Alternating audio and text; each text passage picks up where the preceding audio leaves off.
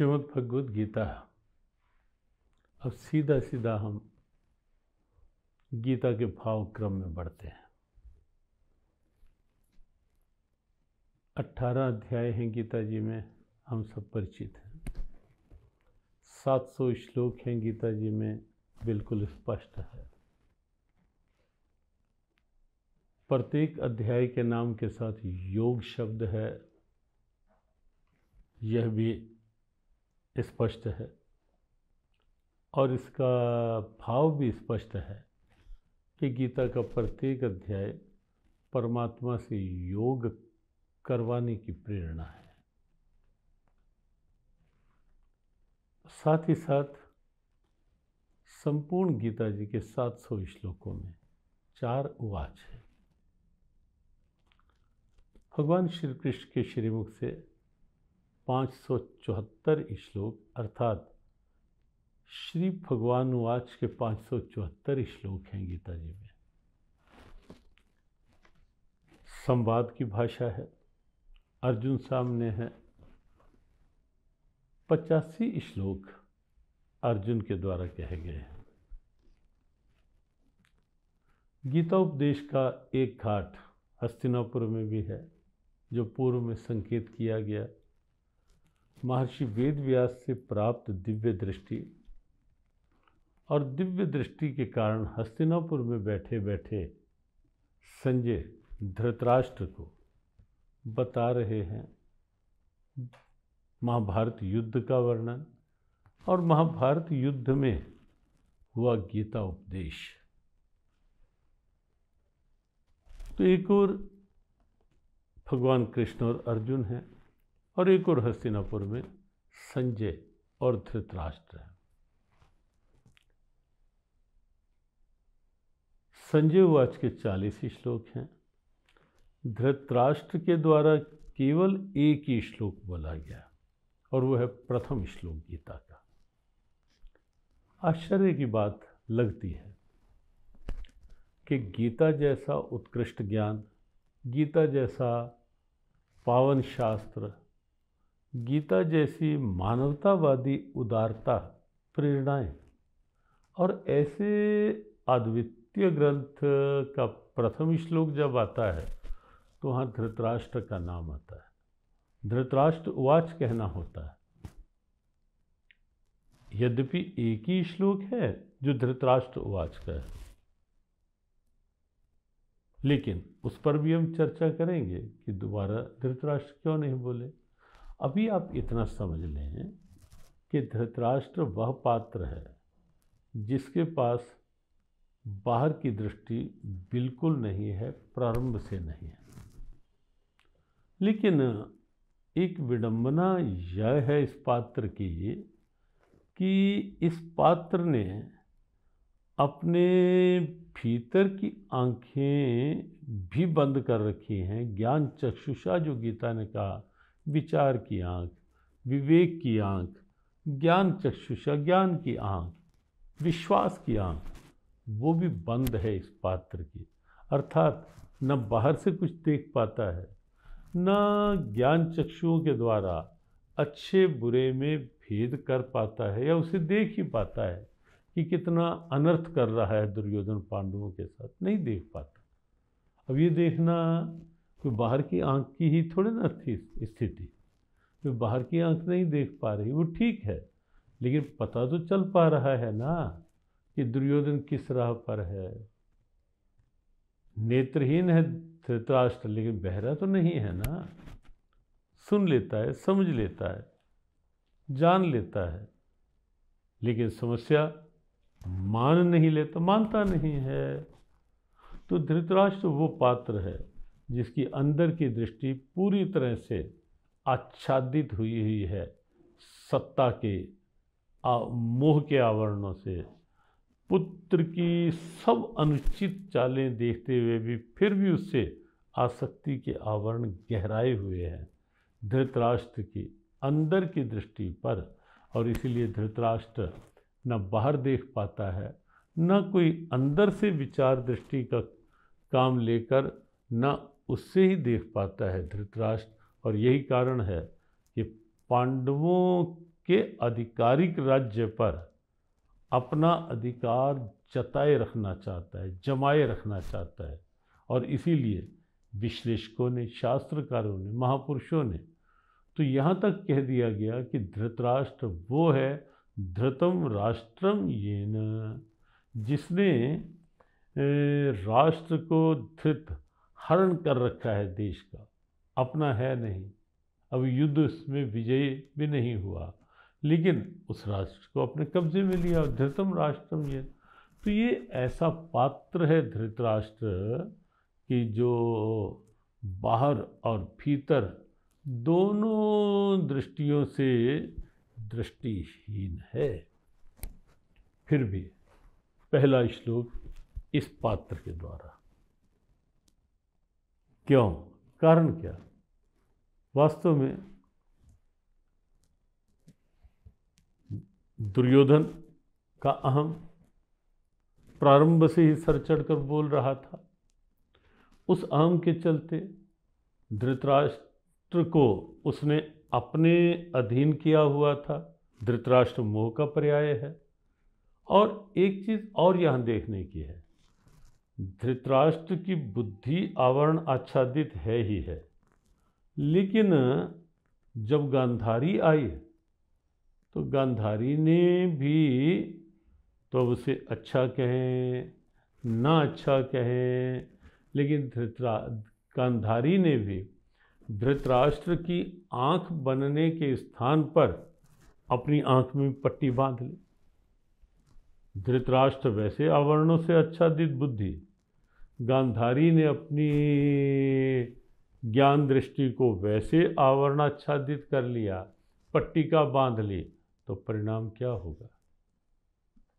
जब माता पिता संतानों से अनदेखी करेंगे, जब बच्चे केवल अपने ढंग से जीने लगेंगे, माता पिता की दृष्टि ही उन पर नहीं होगी, कुछ समझा नहीं पाएंगे, कुछ उनके साथ बैठ नहीं पाएंगे, तो यही तो आज हो रहा है ना, जो संस्कार विहीनता कहीं ना कहीं दिखाई दे रही है, जो कहीं ना कहीं संस्कारों का एक कंगालपना सा दिखाई दे रहा है, जो छोटे छोटे बच्चों में ही सहनशीलता का अभाव, अच्छे आदर्शों का अभाव, जीवन मूल्यों का अभाव जो प्रारंभ से देखा जाने लगा है, उसके मूल में कहीं ना कहीं यही कारण दिखाई देता है। और इसीलिए सावधानी की आवश्यकता है। सावधान रहें कि कम से कम अपनी संतान को तो उन संस्कारों से सुसंस्कारित करें जिससे उनका जीवन भी मूल्य आधारित, वैल्यू बेस्ड जीवन हो, उनके जीवन में कुछ आइडियल्स हों, कुछ मॉरल्स हों, कुछ जीवन जीने की चाह, उत्साह अंदर से हो, तो आवश्यक है वो सब प्रारंभ से करना। हाँ, एक संकेत करके आगे बढ़ते हैं या विश्वास करें कि भगवत गीता में बच्चों को सुसंस्कारित करने की बहुत अनूठी प्रेरणाएं हैं। एकाग्रता कैसे बढ़े, आत्मविश्वास कैसे बढ़े, कैसे चारित्रिक मूल्य, करैक्टर वैल्यूज जीवन में आए, जीवन मूल्य आए, पारिवारिक मूल्य कैसे आए, हर चीज़ आप गीता में पाएंगे। धीरे धीरे उस पर हम चर्चा करते रहेंगे, लेकिन अभी इतना है कि धृतराष्ट्र बड़ा विचित्र पात्र है जिसके द्वारा भगवत गीता का प्रथम श्लोक जिसके द्वारा कहा गया। वस्तुतः बात महाभारत युद्ध के समय 10वें दिन की है। ऐसा नहीं मान लेना कि गीता उपदेश महाभारत युद्ध के 10वें दिन हुआ था, जो पहला श्लोक 10वें दिन का है। वस्तुतः युद्ध से पहले ही गीता उपदेश हुआ था, लेकिन यहाँ तो क्या है कि धृतराष्ट्र डर तो रहा ही था, भयभीत तो था ही युद्ध के परिणाम से, और बौखलाया सा भी हुआ था। और ये प्रश्न जो पहले श्लोक के रूप में सामने आता है गीता जी का, वो भी धृतराष्ट्र की एक बौखलाहट ही सामने लेकर आता है। धर्म क्षेत्रे कुरुक्षेत्रे समवेता युयुत्सवः मामकः पांडवश्चैव किम कुर्वत संजय। हे संजय, कुरुक्षेत्र की धर्मभूमि में युद्ध की इच्छा से एकत्रित युयुत्सवा मेरे और पांडु के पुत्रों ने मामकः पांडवश्चैव किम कुर्वत, क्या किया है संजय वहां जा। अब बात अब कोई भी सोचे, ये प्रश्न बनता था क्या धृतराष्ट्र का कि मेरे और पांडु के पुत्रों ने क्या किया। अरे भाई, युद्ध के लिए ही तो गए थे वहाँ कोई पारस्परिक सहभोज सद्भावना भोज तो था नहीं, कोई गेट टुगेदर के लिए तो गए नहीं थे, वो तो गए ही युद्ध के कारण। और ये भी तो सोचना चाहिए था धृतराष्ट्र को कि महाभारत युद्ध, अरे पगले, तेरी अंदर की विचारहीनता का ही तो परिणाम है कि जो तू अनधिकृत चेष्टा कर बैठा, किसी की वस्तु अपना अधिकार बना लिया, जमा लिया, राज्य पांडवों का, लेकिन उस राज्य पर अधिकार अपना बनाकर बैठ गया। और ये स्थिति क्या है? यही तो समस्याओं का मूल बनती है ये स्थिति कि जब ये ना विचारना कि सबके साथ सबके सुख में मेरा सुख, जब ये हो कि मैं सुखी रहूं, मैं ये रहूं, मेरे पास सब कुछ रहे, मेरी मुट्ठी ऐसी हो, अरे भाई नहीं चलता दुनिया। सबके भाव को साथ लेकर चलो और देखो कैसा एक बड़प्पन मिलता है, उदारता आती है जीवन के अंदर। लेकिन धृतराष्ट्र ऐसा नहीं कर पा रहा था, बिल्कुल नहीं कर पाया, सब जानते हुए भी चुप। लेकिन जब 10वें दिन अर्जुन के बाणों की ताब न ला सकने के कारण से पितामह भीष्म का शरीर बिल्कुल जर्जर सा हो गया और विरोचित स्थिति के कारण अर्जुन की ओर देखने पर कि शैया, और अर्जुन ने शरशैया अर्थात बाणों की एक सेज तैयार कर दी उसी स्थिति में। तो जब ऐसा हुआ, 10वां दिन हो गया, संजय ने आकर धृतराष्ट्र से कहा कि राजन, पितामह। धृतराष्ट्र चौंका कि पितामह, क्या पितामह चले गए? नहीं राजन, पितामह गए तो नहीं, लेकिन युद्ध के योग्य अब नहीं रहेंगे। कारण, कहा अब वो शरशैया पर बाणों की सेज पर हैं सब। अब तक धृतराष्ट्र को लगता था कि पितामह जब तक हमारे पक्ष में हैं, विजय हमारी होगी। यद्यपि भूल, प्रश्न था नहीं ऐसा। लेकिन जब 10वें दिन पितामह शरशैया पर चले गए, तब धृतराष्ट्र को पहली बार ऐसी चिंता हुई। और धृतराष्ट्र की वह चिंता गीता जी के प्रथम श्लोक के रूप में सामने आई, जो धृतराष्ट्र ने धर्म क्षेत्रे कुरुक्षेत्रे संवेता युयुत्सवः मामकः पांडवश्चैव किम कुर्वत संजय। हे संजय, क्या किया मेरे और पांडु के पुत्रों ने? यह एक दो बातों पर हम विचार करके फिर आगे बढ़ेंगे। एक तो यह कि महाभारत का युद्ध धृतराष्ट्र की इसी सोच का दुष्परिणाम है। मामका पांडवा, मेरे पुत्र पांडु के पुत्र, दोनों में भेद बना के रखा प्रारंभ से। और वो भेद बुद्धि अब भी ज्यों की त्यों बनी हुई है। यहाँ चेतने की बात है, समझने और संभलने की बात है कि सोच इतनी हठधर्मिता की नहीं बना लेनी चाहिए। अपनी सोच को स्वयं ही उचित मानकर उसी में स्वयं को सिकोड़ नहीं लेना चाहिए। कुछ समझे, सोचे, विचारें, अपनी सोच को खोलने का प्रयास करें, वरना जिस सोच के कारण महाभारत युद्ध हुआ, अधिकतर कौरव समाप्त हो गए, पूरा कुरुकुल संहार के कगार पर पहुंच गया, लेकिन धृतराष्ट्र की सोच अब भी नहीं बदली और अब भी मामकः पांडवश्चैव, संजय, मेरे और पांडु के पुत्रों ने, छोटा भाई पांडु, भेद बुद्धि।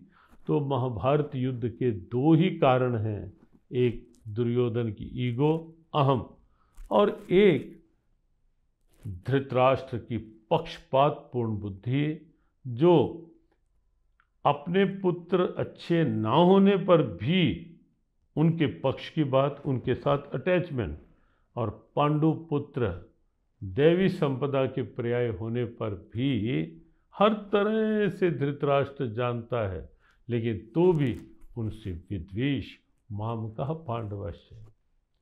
तो गीता का प्रारंभ जहाँ एक और अर्जुन की विकृत मानसिकता, मनोविज्ञान, साइकोलॉजी से होता है और उसे सुधारने की स्थिति, वहाँ आप देखेंगे गीता में कहीं ना कहीं पारिवारिक मूल्य जो हैं वो भी कहीं ना कहीं प्रश्नों में दिखाई देते हैं, और पहले प्रश्न लगेंगे तो ही तो उत्तर मिलेगा ना। तो इसलिए गीता लाइफ वैल्यूज़ का भी ग्रंथ है, गीता फैमिली वैल्यूज़, पारिवारिक मूल्यों का भी ग्रंथ है, और धृतराष्ट्र का ये शब्द अपने आप में एक चेतावनी है, मामकः पांडवश्चैव किम अकुर्वत, मेरे और पांडु के पुत्रों ने क्या किया।